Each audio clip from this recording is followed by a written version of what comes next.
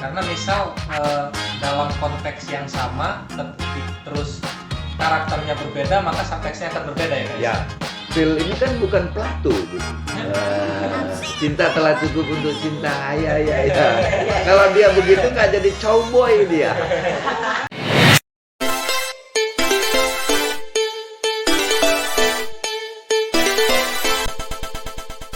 Nah, yang mau nonton film di bioskop ini kan mau ngeliat subtek ini, oke? Bukan pengen tahu sinopsisnya.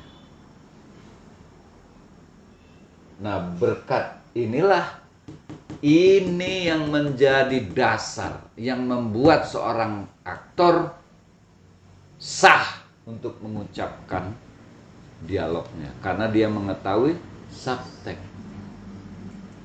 Haram hukumnya. Nah. Ya haram tuh nggak boleh kan, nggak usah dihubung-hubungin dengan yang lain. Maksudnya tidak boleh. Ya, dialog ini diucapkan sebelum aktor tahu subtek. Nah, subtek inilah yang kemudian lo hayati, lo bayangkan. Apa yang lo hayati? Imajinasi. Dari mana bahan imajinasi ini? Ya dari tahu subtek. Oke.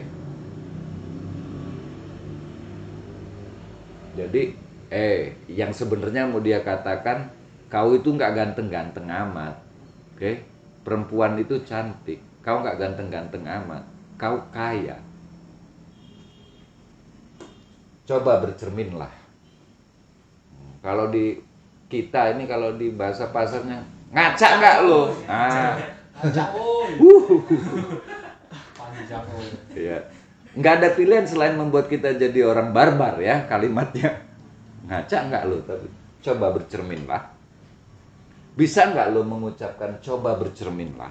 Ini kan kalimat yang baik dan benar. Tapi dari kalimat yang halus ini kelihatan bahwa kau seorang yang barbar. Bisa nggak? Jangan kau ganti kalimatnya, ngaca nggak lo? Nah itu siapapun ya jadi barbar ngucapinnya. Coba bercerminlah. Nggak terus jadi orang bijaksana, coba bercerminlah. Enggak. Coba bercermin. Ya. Apakah dia mencintai wajah itu? Pertanyaannya, wajah itu maksudnya apa? Wajah itu bukan wajahmu. Maksudnya apa?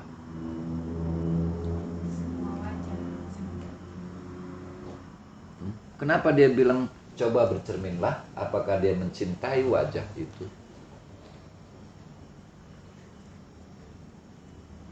Ataukah uangmu? Di uang baru pakai mu. Kenapa nggak uang itu juga? jadi absurd kalimat. Ada sinis ya. Merendahkan, ada sesuatu yang sinis wajah itu. Kalau wajahmu itu kan intim ya, dekat. Tapi dengan wajah itu ada, coba lihat waktu si Cumberbatch ngucapin kalimat apakah dia mencintai wajah itu. Itu kan ada semacam cynical yang halus gitu. Ataukah uang? Nah, jadi bahasa apa yang dikatakan itu juga menggambarkan situasi mental si karakter. Jadi ini kita mengulang lagi, ya nggak apa-apa. Misalnya kita ada 100 konten isinya subteks semua, misalnya ya nggak apa-apa juga. Muntah-muntah lu ngomongin subteks. Ya. Tapi tentu saja dengan variasi yang beda-beda. Nah ini contoh di film. Ya. Kau sebagai aktor film pendek,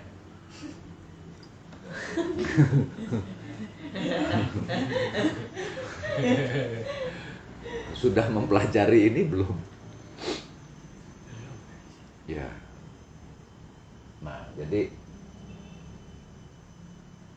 bagaimana kau mengucapkan kalimat itu ditentukan bagaimana kau memahami subtext. Oke, kita bergerak lagi. Kalau subtext-nya itu seperti yang Bayu bilang, lihat dirimu, kau nggak ganteng-ganteng amat.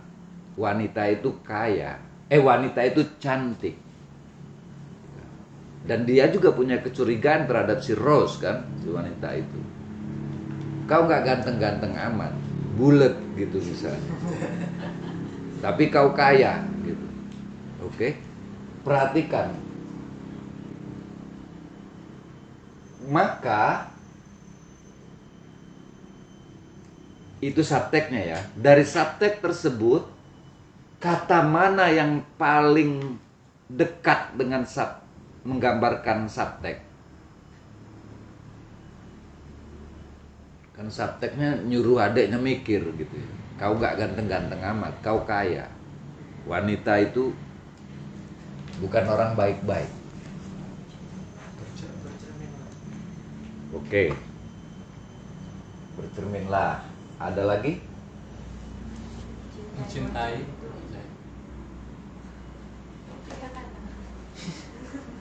Semuanya. Kata ekspresif. Kata ekspresif. Ini membantu aktor untuk memberi penekanan, memberi aksentuasi pada aktingnya. Kata ekspresif. Maksudnya dari kalimat ini mana kata yang mengandung bobot emosi paling besar. Nah, di situ aktor bisa memberi aksentuasi pada permainannya, pada aktingnya. Sehingga subtext-nya itu menjelma. Wajah dan uang. Wajah itu uang. Coba bercerminlah. Oke, tadi subtext-nya satu ya. Sekarang kita urai kalimat per kalimat. Jangan-jangan mengandung subtext yang berbeda. Coba bercerminlah. Apa pesan tersembunyi yang ada di benak si Phil yang ingin disampaikan ke adiknya? Pakai ungkapan lo aja. Kalau lo ngomong, ngaca nggak lo? Itu apa pesan tersembunyi yang mau kau sampaikan?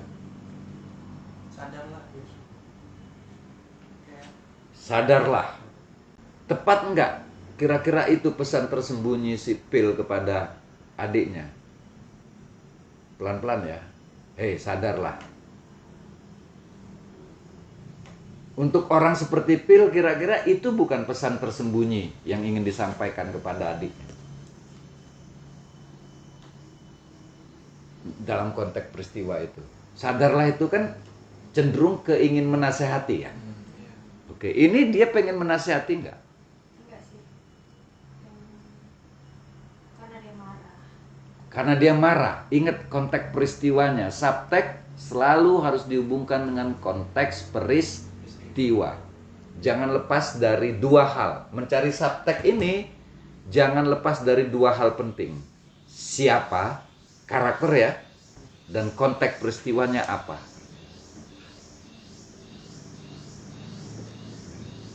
Tak ulangin, untuk menemukan subtext jangan lepas dari siapa si karakternya dan apa konteks peristiwanya. Nah, kalau subtext-nya coba bercerminlah. Apa subtext-nya dalam konteks peristiwa di film itu dan siapa yang ngomong? Kalau sadarlah, ingin menasihati, memberi nasihat, motifnya? Enggak ya, dia sedang marah. Berarti subtext-nya apa?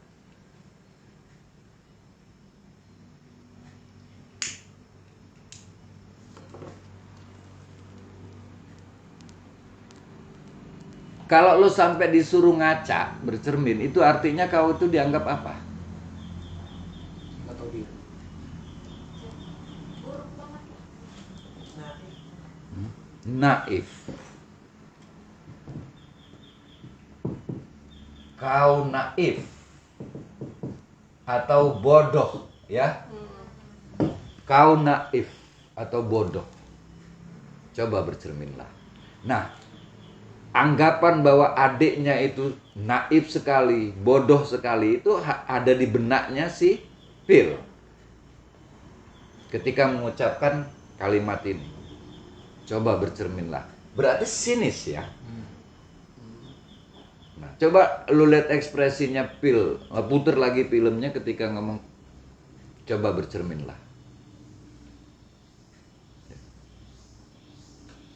Menganggap adiknya itu bodoh sekali, naif ya, naif sekali. Nah, makin spesifik subtext yang kau temukan, maka itu makin membantumu dalam mengucapkan kalimat dengan benar. Apa ya subtext-nya memang itu di naskah itu? Ya itu udah kerja pemeranan, kerja aktor. Dari mana kita tahu itu ini subtext-nya? Ya dari konteks peristiwanya dan karakter yang berbicara. Konteks peristiwanya dia lagi marah dengan adiknya. Kenapa marah? Kulit-kulit sapinya dikasihin istri adiknya ke Indian. Dan dia memang sejak awal gak senang dengan perempuan itu. Kok adiknya ini nurut-nurut aja gitu. Mau cinta aja sama perempuan yang seperti itu. Jadi bukan nyuruh adiknya sadar. Kau tuh naif sekali. Kau tuh bodoh sekali. Oke. Nah sesudah lo tahu itu subtext-nya, gimana cara mengatakan kalimat itu supaya subtext-nya ini kelihatan di seluruh dirimu. Klobi. Contohin. Masa dihapus. Coba bercerminlah. Lebih santai. Pikirkan subtext. Pikirkan subtext-nya. Menganggap bodoh dan naif. Ya jangan ngeliat ke gua seolah-olah gue yang blok. Di sini aja. Tersinggung saya. Coba bercerminlah. Relax. Jangan gugup. Coba bercerminlah. Oke. Lebih sinis. Pikirkan subtext. Coba bercerminlah. Oke. Kau merasakan ada perubahan-perubahan? Iya. Ya. Nah, yang mana yang paling tepat? Yaitu kerja aktor terus-menerus melatih mana yang paling tepat, mana yang paling kau merasa sudah pas. Oke? Oke.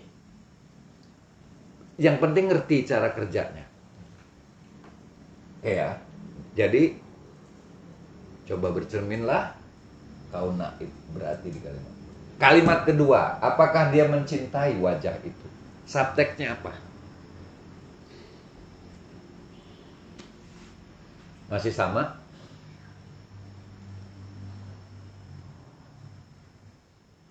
Apa subtext-nya? Ternyata nggak mudah ya. Bayangkan karakternya, bayangkan peristiwanya. Apakah dia mencintai wajah itu? Ini bener-bener nanya atau mempertanyakan? Mempertanyakan. Kalau nanya kan, apakah dia mencintai wajah itu? Tetapi, nah itu aktor-aktor kita kalau udah ketemu kata tetapi.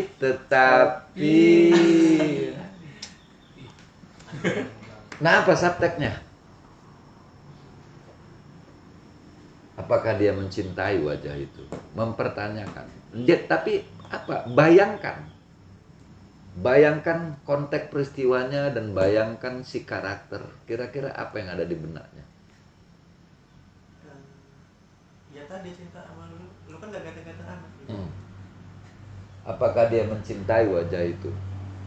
Jadi dia ingin si adiknya si Josh sadar diri, ya, bahwa kau itu nggak tampan-tampan amat, bahwa kau itu tidak tampan, bahwa orang rasanya sulit mencintaimu karena ketampananmu. Ya. Kok Phil berpikir gitu ya? Untuk karakter seperti Phil, ya orang cinta itu dua aja ya. fisik atau materi. Alasannya dua itu aja. Ya. Pil ini kan bukan Plato gitu. Cinta telah cukup untuk cinta. Ya. Kalau dia begitu nggak jadi cowboy dia. Jadi filsuf sih pil. Untuk orang seperti pil dua aja orang cinta itu. Fisik, kelebihan fisik atau kelebihan materi. Tampankah, gagahkah, macokah. Nah ini kan ada semacam film ini juga menggambarkan hipermaskulinitas di kalangan koboi ya. Dia mau mengungkap sisi lain dari koboi yang selalu tampak maco dan lain sebagainya. Itu kan ada homofobia gitu. Nah, buat orang seperti Pil, ya orang dua itu aja. Jadi apakah dia mencintai wajah itu? Jadi kau itu nggak tampan-tampan amat gitu. Sebagai seorang laki-laki, sebagai seorang cowboy, adiknya Phil memandang adiknya itu bukan tipikal cowboy banget lah, bulet ya kan, ya pengusaha. Putih. Iya. Bulat putih kayak sapi. Nah, jadi kau nggak tampan gitu sebagai seorang laki-laki. Sehingga empasisnya ya, kata ekspresifnya benar kalau di wajah itu ada semacam di situ pesan tersembunyi harus lebih terasa ketika dia mengucapkan apakah dia mencintai wajah itu. Wajah yang tak seberapa itu misalnya. Oke? Muka lu kan gak seberapa gitu loh kan di film ini ya, film ngomong tampan-tampan ganteng-ganteng. Oke. Paham ya? Nah, sehingga ketika kau sampai pada kata ini, subtek itu harus terlihat dengan lebih jelas. Apakah dia mencintai wajah itu?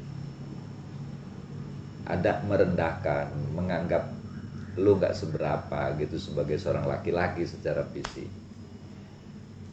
Berikutnya, ataukah uangmu? Nah kan wajah atau uang.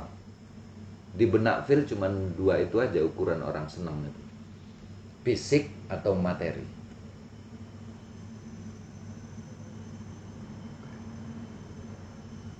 Dia tidak sedang menasehati, dia sedang marah gitu. Karena adiknya dianggap naif. Kenapa naif? Dia bukan seorang laki-laki yang tampan, yang tipikal cowboy gitu ya, gagah, macho. Dan istrinya itu seorang wanita yang terbilang cantik. Adiknya kok nggak ngerti bahwa kau hanya sedang ditipu gitu ya. Oke, dan seterusnya dan seterusnya. Ini contoh saja bagaimana menggali subtek. Ya. Selalu kaitkan dengan siapa karakter dan konteks peristiwanya. Masih ada waktu nggak kita? Ya. Jadi ada pertanyaan? Nggak ada. Jadi ya? yang melambari untuk mengikat suatu teks itu dia karakter, konteks, dan juga subteksnya itu sendiri ya guys. Subteks ini dibangun dari konteks dan juga si karakter. Ya, artinya bagaimana menentukan subteks selalu kaitkan dengan karakternya dan konteks peristiwanya. Karena misal dalam konteks yang sama terus karakternya berbeda, maka subteksnya akan berbeda ya guys. Ya, kalau bukan Phil misalnya yang ngomong ini, misalnya karakter yang berbeda, maka subteknya bisa berbeda. Misalnya anggaplah tetap Phil, tapi Phil ini seorang kakak yang bijaksana dan religius gitu misalnya. Maka subteknya bisa Lebih tenang. ingin sekali adiknya menyadari kekeliruannya gitu, oke? Coba baca cermin ya. Nah, Gimana? Coba bercerminlah. Misalnya. Iya. Kalau sipil itu seorang yang kakak yang religius, yang bijaksana gitu. Berarti kan kalau ada orang yang religius, bijaksana sampai ngomong gini, berarti si perempuan, si Rose ini bener-bener perempuan yang memang matre gitu, yang memang mau menipu gitu ya. Karena kalau seorang yang bijaksana dan religius kan nggak gampang menghukum orang. Ya, beda kalau sekarang ya, lu makin kelihatan religius makin gampang menghukum orang. Karena suci. Merasa. Ya. Nah, kita lanjut ke acting. Ya, kalau seorang yang bijaksana, religius, masa iya gitu dia gampang menjudge orang bahwa si Rose itu cuma mau sampai kalau dia sampai dia punya kesimpulan bahwa perempuan itu memang mau menipumu, berarti dia sudah benar-benar melihat dengan baik gitu ya. Dia ingin menyelamatkan adiknya. Ya. Oh, justru kita menemukan konteks karakter dengan cerita keseluruhan itu ketika dipretel lebih detail begini. Yes. Pertama kita membaca keseluruhan naskah, kita mendapat gambaran umum karakter, peristiwa, kondisi mentalnya, itu masih umum tuh. Kecil-kecilnya kita bangun dari line by line. Ya. Jadi kalau kau tidak memperhatikan dialog atau teks yang diucapkan, kau hanya akan mendapatkan gambaran karakter secara garis besar. Dan aktor yang hanya berpanduan pada garis besar saja, dia tidak akan pernah menjadi apapun ya selain menjadi garis besar. Maksudnya stereotype, klise. Tak ulangin, kalau kau sebagai aktor hanya menyimpulkan hal-hal yang umum, yang garis besar saja, maka kau nggak akan pernah lebih jauh dari seorang aktor yang stereotype, klise. Dari film ke film, dari drama ke drama, yang kau pamerkan adalah klise-klise. Dan itu hukumnya haram. Ya. Tidak boleh maksudnya. Oke, harus spesifik, harus detail. Sesudah membaca, memahami keseluruhan naskah, kau menemukan detail-detail itu pada setiap dialog. Artinya karakter besar ini harus tercermin dalam setiap bagian kecil dalam seluruh permainannya.